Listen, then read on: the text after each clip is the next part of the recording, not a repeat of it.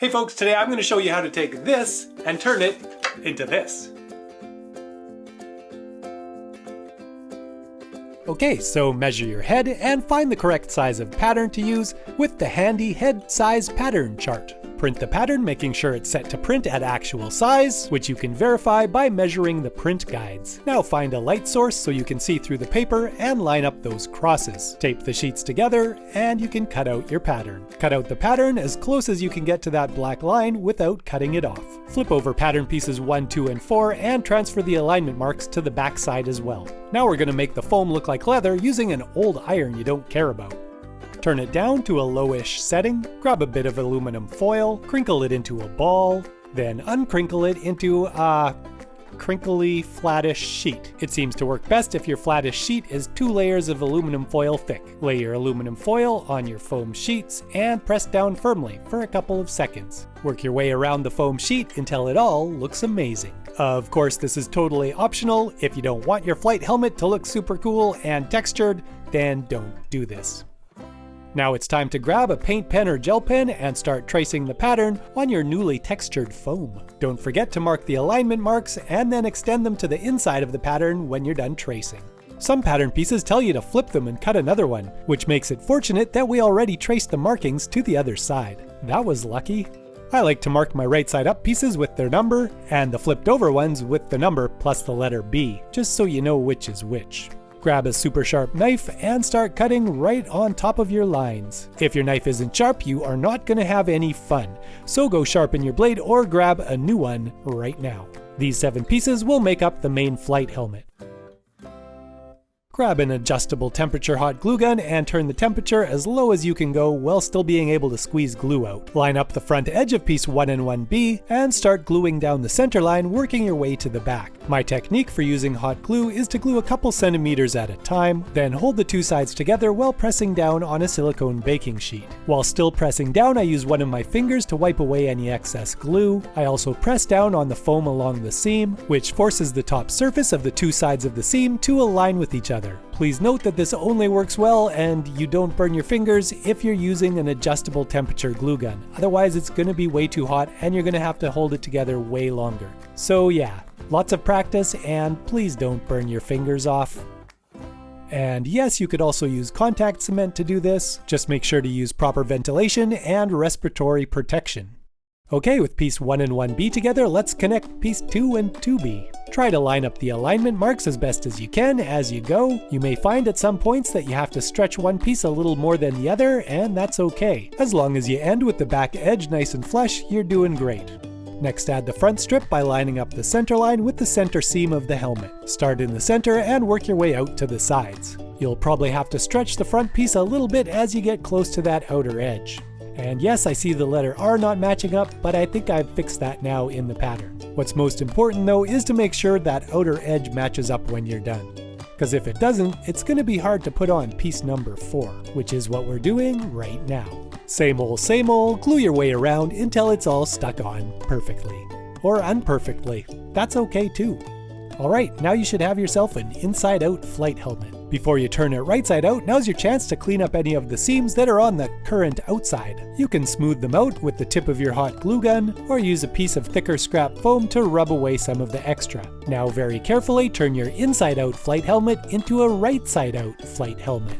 The shape is already looking pretty good, but we're gonna tweak it a little bit. Use your thumbs to stretch just the center of the front piece all the way across. Now you can see piece 1 has a bit of flatness to it and we want it to be more rounded, so we kind of need to stretch right down the center of that piece. So warm up the foam just a little bit with your hairdryer. You don't want to get it too warm or the hot glue will come apart, and form it down onto a nearby head. I'm using a mannequin, but you could also use a real head. We're going to also do some stretching right in the center of the ear flap piece where your ears would go, because as you may or may not know, your ears stick out from your head and it's not that much fun having them squished flat.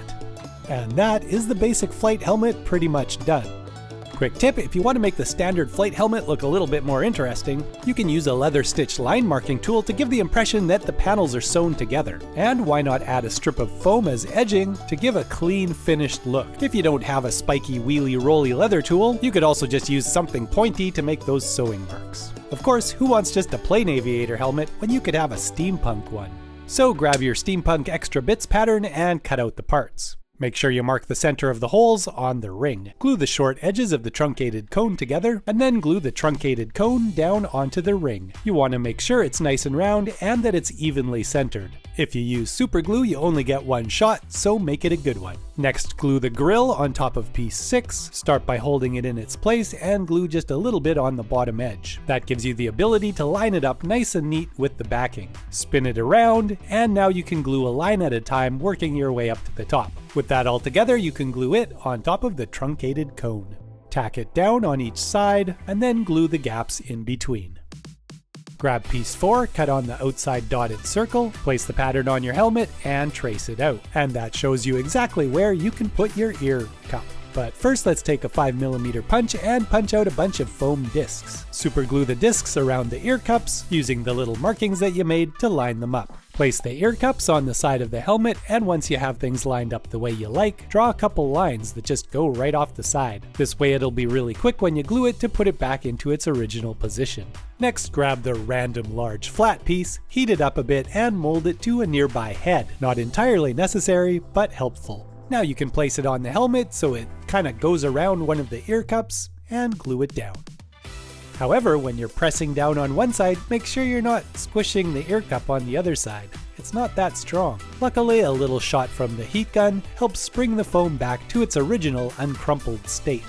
Let's put some little foam discs around the random large flat piece to look like rivets holding it on. Punch 3 discs with a 12mm punch, and then glue a 9mm disc on each of those. Punch out the center with a 5mm punch to give you a cool grommet-y looking thing. Glue 2 of them on the ear cup on the opposite side of the random large flat piece, and one up kinda on the top of piece 1. Now some plain boring 12mm discs here, here, here, and here. Add some decoration by gluing the front swirly bit onto the front, starting at the center and working your way out to the sides. Grab piece 12, fold it almost in half, and punch a hole about 5mm in from the fold.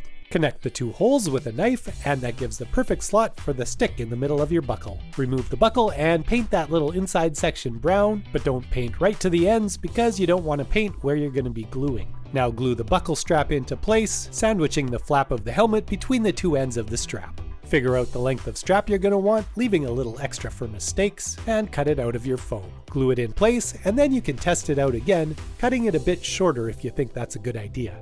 Make some evenly spaced marks on the strap. I made mine 13mm apart, and then you can punch a bunch of holes. With your strap buckled up, you can add another thin strip of foam, and that'll help keep your strap from flapping around annoyingly while you're flying in your airship. A couple discs to look like rivets on both ends of the strap, and on the ends of piece 14 and 11. Alright, all that's left is to paint it, so try it on and see if you like it. It's so light and comfortable you might even forget it's on. Once you remember it's on, you should probably take it off and paint it. Give it a good base coat of brown paint. I'm using Plaid Effects Charred Root here. However, I don't think Plaid is making their FX paints anymore, so you might have to find something else. You can just use regular artist's acrylic paints, they're just not quite as flexible. Give at least 2 coats of brown paint, and you might also want to paint the inside of the helmet, especially if you used colorful foam like me. Let it dry completely overnight, and then grab your favorite canola shirt. Cut a bit off the bottom of your shirt and fold it up to make a nice little pad. Grab some black acrylic paint that's not too thick. If you need to, you can add water to thin it out. This paint's about the right consistency though, right out of the bottle. Dip your shirt pad in the black paint and start rubbing it onto the helmet. You want to have enough paint to get in all the little crevices, but not too much paint. Then all you gotta do is just keep rubbing. As you rub, the cloth is going to remove most of the paint from the top surfaces and just leave it in the valleys. You want to do a section at a time and just work your way across the helmet. This technique definitely takes a bit of practice to get it all nice and even, but the good thing is if you do it and you hate it, you can always just paint brown over the whole thing and start over. There are some more complicated spots where it's pretty tricky to get the black in with the pad, so I just use a brush it in, and then use the pad to wipe it away. If you find you're having a hard time removing enough black from the helmet, you can always grab a second cloth that's just clean and wipe it over with that. You can also add a tiny amount of water to that pad, and that will really take it off. Alright, once you have the fake leather texture looking the way you like it, grab your black paint and paint all the steampunky parts black. Once the black paint is dried, grab some metallic paint. I'm using Americana Decor Metallics paints in the color Vintage Brass. Spread a little bit on a piece of cardboard, put on a glove, and just get a tiny little bit on your finger. Rub your shinied up finger over the parts that you painted black. We're going for a kind of antique look here, so don't fully cover all the black. Just gently rub on the metallic paint a little bit at a time until it looks exactly like you want. Grab a skewer and start poking some holes in all the discs that are going to have wires coming out of them. Grab a bit of wire. I use some old 3mm telephone wire. Start at the disc on the side of the helmet, bend the wire into some interesting shapes that finally end up with it going into the disc on the top of the ear cup. Glue a second wire between the two remaining discs. We're also going to put a 6mm hose between these two fittings, but don't glue it in yet because we're going to paint it first. So get your black paint and paint the wires you've already glued in, and paint the tubing you haven't glued in. Just leave the ends of the tube unpainted so there's something for the glue to stick to. Apply metallic paint to the wires and the hose. Piece 14 is the goggle strap, so add some goggles and see where the strap should go. When gluing onto a previously painted surface, it's a good idea to scrape some of that paint away so the glue can stick right to the foam. Glue the hose into its connecting grommet things. Do a little paint scraping in the appropriate location, then glue the hose down onto the helmet. You can then add the hose strap over the hose to finish it all off. And that is it. Steampunk Flight Helmet. Alright, sweet little steampunk flight helmet. This is a great little pattern if you want to go sort of more historical, or if you want to go more futuristic / unrealistic. If you've been following me for a while, this isn't new to you. I actually made this pattern about 10 years ago, but I was just updating things and I noticed the pattern really needed some updating. So now I've got proper sizing, I've got 5 different sizes, and everything's just a lot clearer and easier to use. And so because I had a new pattern with new instructions, I kind of needed to make a new video. That brings us here. Anyways, you can grab my pattern on my website, and don't forget about the Ultimate Everything Super Value Bundle, which is all my patterns from the past to the future. Alright, thanks for watching. See ya.